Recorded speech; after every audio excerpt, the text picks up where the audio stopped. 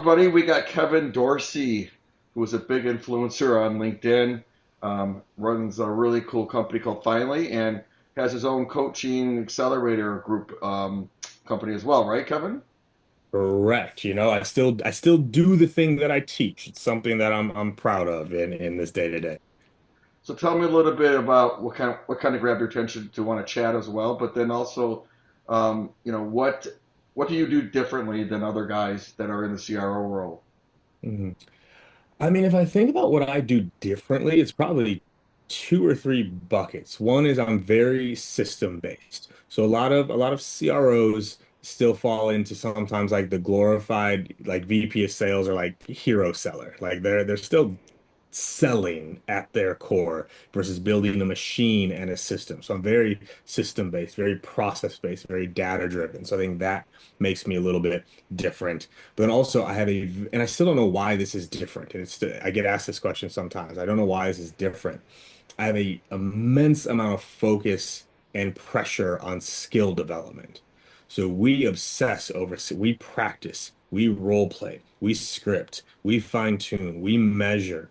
And that's not the case in a lot of books. A lot of us don't practice at all. A lot of us don't read books together. They don't go through courses together. And that has always been a foundation of my orgs is we're going to get really good at this thing. Yeah. And so I think those things are a couple that I think I do a little bit differently than a lot of CROs out there. And what's your favorite book or strategy that you've developed in the last 12 months to 2 years that you like? Ooh, okay. Favorite. So there's two questions there. There's strategy and there's books. Man, it depends on the category. Which category of books? I'm an avid reader. I don't know if people, if you're not watching the video, there's a couple hundred books behind me on the bookshelves. I got books for days. Like, what category of books? So I break them into categories. So like sales, about leadership, like It could what category? whatever you think that's most influential in your life or what you're teaching I mean, tell us a little bit about who you're actually working with right now. Is it SDRs, AEs? Is it individual partners? Um, Yep. So all that rolls up to me as a CRO. So SDRs roll to me, inbound rolls to me, marketing rolls to me, AEs roll to me, success, onboarding. So everything that touches revenue rolls up into my world. I would say probably over the last year, I had my whole leadership team read This is the Science of Scaling Okay. by Ben Hardy. Phenomenal read. And I took a lot from that and actually rolled a lot of those things out to my leadership team around impossible goals, floor versus ceiling, like systems. So that was I would say that's probably one of my favorites over the last 12 months. Okay. And how do you basically look at what you're doing on the AI side, right? Like, are you strictly looking at these AI tools or this tech stack, or what's kind of grabbing your attention on the AI side for your business or for you personally? I mean, I'm obsessed. I am deep into AI. I've got my Mac minis right here. I'm constantly studying, Claude Code and Manus, learning open Claude. Like I'm obsessed with it because back to that first question around systems, when you have systems, you can now leverage AI. Like, whereas if you don't have systems, now you're asking AI what to do versus I tell AI what to do because I have the context, I have the system, I have the documentation. Here's what I want you to go do. So I'm very deep into building my own things with AI. And then there's also some really cool tools out there with AI right now. Swan, Ask Elephant, Manus is probably my favorite tool right now, AI wise. There's a lot of great tools that are doing really cool things in the GTM space. Of course, there's the Clays of the world and everything else, but I'm trying to pay attention to the products out there, but also I'm building a lot internally myself, and that's a lot of fun. Yeah, I've been hearing a lot about the Mac Mini, and I'm buying one. It's on its way, but one of my clients, developers, that now they're like, "That's the most amazing little box for $500." I'm like, I don't know much about it, but I'm gonna buy one now. Yeah, because I have my studio that I work from. Like that's my main computer. Of course, I have like a laptop and everything, but the Mac, that's where I can keep things running in the background, right? So I can switch over to it, and if I wanted to run a sequence or I wanted to run a process, that can just run in the background and have access to my drives, to my files, to everything else. Oh, Perplexity Computer that just came out recently is like OpenClaw, but like for not like super tech people, it's wild what Perplexity can do. And so to have that running while I'm working. That's kind of the goal. So that's the difference between it's just more powerful than like I have a 20 core Windows like a Mhm. Dell computer, so I'm just wondering what the big difference is. So it's not so much about so Perplexity Computer isn't actually a computer. It's what they call their product. So it's like their version of Cloud Code or of OpenClaw. I mean, The sorry, I'm talking about the Mac Mini. Yeah, it's the Mac Mini. It's not so much about power. You can do like the reason most people are doing Mac Mini is because Anthropic only really right now they still haven't, I think, released the Windows version for desktop. I think Cloud Code only works on Mac right now in terms of the desktop terminal. So that's why everyone's scooping up the minis is because it works on that. Versus when they release a Windows one, like you can run it on any computer, to be honest. It's just right now that it operates on the iOS. Yeah, it's okay. And tell me about your like your go-to market at Finally. What how do you guys go to market? What tools are you like? You know, what's your favorite lead magnets? Are you doing LinkedIn automation, email automation? Mhm.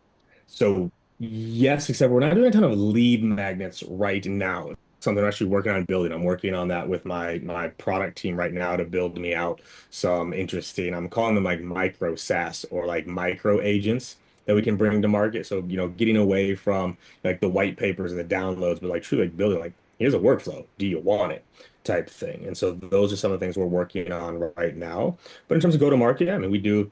My SDRs, they're heavy on the phone, which I'm also still very proud of. A lot of teams started to hide behind email and social. My SDRs are 80, 90% on the phone, and we build the other systems behind them. So email automation is behind them. LinkedIn social automation is behind them. They don't have to run those things. It's kind of giving them air cover Yeah, overall. And so that's how we build it. And then of course we have an inbound flow as well, that we drive, leads through, and we have some cool like AI follow-up happening there in terms of text, in terms of voice scheduling, things like that. So to really just squeeze every ounce out that we can. yeah. I'm using email automation, LinkedIn automation for my Nice. lead gen company, but I'm using things like, hey, do you want to be part of the roundtable today? But we need to talk first, right? And it's going to Yep. be a good source. We're going to talk about everything from AI to ML, machine learning to go-to-market strategies, and that gets meetings instead of saying, "Hey, we're this and we're that and we sell this." Like no one cares. Yep. So doing that, and even these podcasts are a great way to get to know somebody without having to sell them, and basically gives you content. So it's a double whammy. So Indeed. Indeed. I ran one for 2 years. I put it on pause because I had to like I look at everything and like, almost like dollar per time of like, okay, like where is that helping me? Is there another place it can help me over there? So I should put it on pause, but I'm hoping to bring it back this year. It should be fun. yeah, you got like 145,000 followers. I have like 30,000, which is good, but I think there's a max of 30,000 connections that I'm almost hit. But obviously the followers, I think it's unlimited. What made you get that? How did you grow that so fast? Or I mean, one, I've been doing it for a long time, call it good or bad. Like I started writing on LinkedIn 8 years ago, 8 years ago. So like before it was cool to do, it was, like there was a few OGs that started kind of like writing content because like 8, 10 years ago, LinkedIn literally you just did for jobs. Like you didn't like the it front wasn't resume? yeah, like that was it. And so, so started writing a long time ago. So that's one benefit is I started a while ago and just kind of stuck with it. So the consistency, I mean, there was a 3 year stretch that I don't think I missed a work day. Like I wrote every single day for three years, so that helped. I think also knowing, and I talked to a lot of people like how to build like brands is like knowing who I'm speaking to. I've never wavered from it. I speak to sellers and to sales leaders. That's everything that I write about. And it has been that way. And I think part of it too, we talked about in the opening, I talk about the things I'm going through, the struggles that I'm seeing, right? Like 30% of what I'm writing to myself, like reminders, things that I need to make sure I'm doing, like things that I'm learning and experiencing. And that tends to resonate with people. I have a very, let's say, authentic style of writing and posting it. It's like this is just me putting it all out there. So I think that's been there. And then I really do try to go tactical. Like you can do the viral posts, you can do the things that like, everyone will like get rah-rah behind, but I really try to provide value to it. And then public speaking is big too. I don't think a lot of people realize that. Like speaking at conferences, like you're gonna pop off 200, 300 connections or followers from a single speaking engagement. So I've been also speaking for a decade. So that helps a lot as well. So it's just a combination, I think, of all of those things. But I'd say consistency is probably the biggest, and then just learning who you're talking to. Because a lot of people, I look at their content and it's changing. It's this type of post, it's this type of post, it's that type of post, and they never really nail who they're speaking to.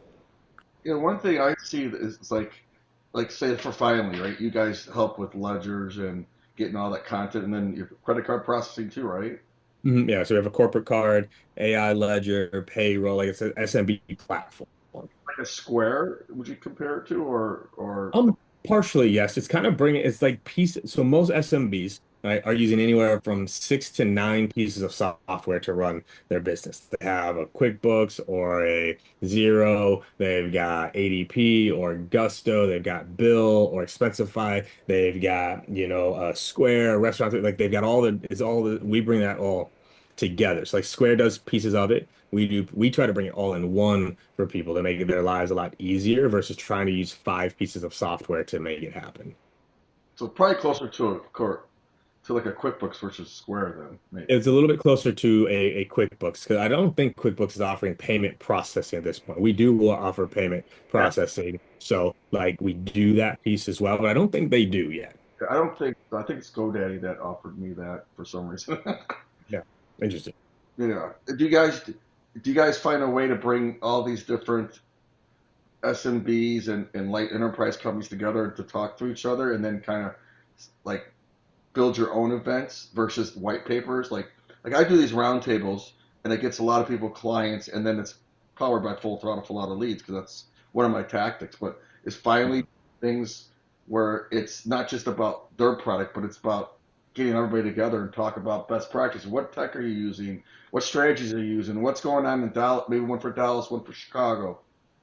Yeah. So not yet. No, it's something that I'm hoping into this year, like building out kind of like a customer engagement team to own that and run that. So we haven't done. I've done that in previous companies. We did that a lot at Patient Pop, a lot at Service Titan. We just haven't done it as much here yet. Mostly just been about a resourcing. I got so many people that I can put around and do. And so, but no, definitely, I think is a great tactic and a great idea. You guys are like under 300, sounds like under 300 employees. That's what I saw on Yeah, the. that's our sweet spot is under 300, especially in more of like I'll say the traditional businesses. So we actually don't target tech that much. Like we go where we're in construction, home services, marketing, consulting, law firms, restaurants. Like we like do like the call it the normal businesses, not just the tech ones. What's one or two things in the last 6 months that you learned that was really a great idea or great tech, or it was horrible idea and you learned you lost and you learned on that. hmm So I mean, one that I still think is massively under leveraged is video. Video still is not leveraged enough by a lot of people in terms of not only outbound, but like in deal management, follow up, onboarding, things like that. So we leverage video, I think, more than most, and that is still one way to stand out. Like I don't know how many cold emails you get or how many cold calls you get per month, but I get maybe a video a month. Maybe. And I'm a CRO at a tech company, and I'm easy to find. Like a Loom video you're talking about? Like Loom, Vidyard, like and like to like send like that because it shows your personality, it shows you're human, right? Especially in the day of AI. Now, AI video is getting very close, so that's a whole nother bar that we'll have to deal with and cross. But it stands out. You can do emotion. Like that's why we're on video right now talking. This would be a lot harder if it was just over phone, and even worse if we were just in writing. So that's one that still works to this day very well that most people don't leverage. I really find that giving them a compliment, making their ego feel a little bit better, and that's where I do the podcast and the roundtable. Like, hey, I want you to be on this roundtable, but and I want you to be a special guest, but I need to chat with you first. Mhm. Versus, like, I have people send me a Loom video. Hi, Michael, and a thing. And I'm like, that's so stupid because you've Yeah. been for 10 years on Loom, you know. So you got if you're Yeah, it's gonna be, you gotta get out of the like. showing that you're viewing the guy's website, which you know you're not. It's just Hmm. put it up. So if you're gonna be unique on video or voice, then be unique. Don't use automation unless you can find something that's really unique. Because Yeah, it defeats the purpose. Like when you start doing it like at pure automation scale, it defeats the purpose of the video, right? Like the tactics of old, like showing the board, like that was cool for a bit 3, 4 years ago. Like, oh, the website behind, but now I know it's auto scrolling. Like, I don't even do that anymore. It's like, hey, Michael, like it's just me. Like you can see my hands, they're moving. It's like, hey, well, that type of style, and we have frameworks that we teach on like how to deliver a good video, but that's one for sure. Cold email is the place where I think a lot of people are struggling. It's a constant iteration out right now because of how heavy that channel has gotten just overrun. yeah, So that's one where just at the end of the day, more and more is just coming down to the offer. Like, yes, you have to have the deliverability in place. Yes, you have to have all the inboxes. Yes, you have the right, like, you have to have all that. But you need an offer or you need, I call it POP, POP, which stands for proof of problem. If I can provide proof of problem, that works well in cold email. the problem yet unless you talk to somebody. That's what the problem is. People are saying, "Here's the problem," but you Mhm, haven't talked to me yet. So that's why I'm like, get a discovery call. That should be the thing that you get, right? mhm, Unless it's like, "Hey, I want to sell you something that could self-serve over the phone or over the internet." That's different. mhm. But when Yeah. you're trying to sell something that's, "Hey, I need to tell you how it works, but I need to understand how it works for you." That's what Mhm, roundtable mastermind. Or I did one for inbound and said, "Hey, are you going to inbound? Just want to get your thoughts on it," which is HubSpot's conference. I had mhm, 600 people respond to it in 45 meetings because I just asked a question. So if you don't look like you're trying to get something, then you get something back. But when you're saying I could help you with this, and do you have this problem, then it comes off to me. It comes off salesy. And phone mhm. me, it's like I don't even answer my phone. Yeah. So I wouldn't mind doing phone calls for people, but I hate when someone calls me cold. And I'm a Mhm, VP of sales. Like, well, I'm a founder, but before I was like, calls, you got to do calls. mhm, And it depends what business you're like. With your business, those plumbers, those restaurant, whatever that are kind of light enterprise or smaller, mhm. they phone more than email, right? The painters, the plumbers, the AC guys. Yeah. Yeah. It's just knowing your market and space, right? There's places where phone's going to work. And it's also knowing your persona and who's doing the calling. There are things that a CEO can get away with on LinkedIn and DMs that a little SDR can't, and so it's also knowing that's another place we've tested like exec to exec outreach, right? Of like you're gonna have a higher response rate reaching out to someone for a round table than, my SDR Faith is going to, or my AE Josh is going to. And so knowing where you can put those people is also a key tactic. How big is your SDR team and sales team? SDR team is 16 right now. Inbound team is 10, 11 right now. My AE team's 4 right now. And then we're still doing a little bit of hiring there. Oh, okay. And you're based in Austin. Is the team based in Austin? So no, the team's based in Boca Raton. And so I fly out to Boca for at least 1 week per month. Some months I go out there for 2. Not a bad place. No, it's not the worst place to go and visit, It's great, great weather. It's close to the water. So no, it's not. I've traveled far worse places. Let's put it that way. I left Austin in 2016 and moved to Winter Garden. Then I go down to Boca a lot, and then I also have a place in St. Pete's area, which is really nice. Nice. Yeah, my mother lives in St. Pete's, so I'm familiar with that. But I just want to thank you for making time. Mhm. I just want you to give out information of how to reach you and what would be a good ideal person to reach you. Mhm. For sure. So, you can find me on LinkedIn, Kevin Dorsey. Everyone calls me KD for the most part at this point. That's my only social channel. I don't do socials anywhere anywhere else. So LinkedIn would be the best place. And then, I'm putting content there for sellers. I'm putting content there for sales leaders, CROs, enablement. So if you are looking for sales support or leadership training, which is really where I put a lot of my focus now, because no one trains the leader. Like everyone focuses on the rep. No one trains the manager, the director, or VP. So if I can be a resource for anybody there, just feel free to reach out. Thanks, Kevin. Appreciate you. Awesome. Thanks, man.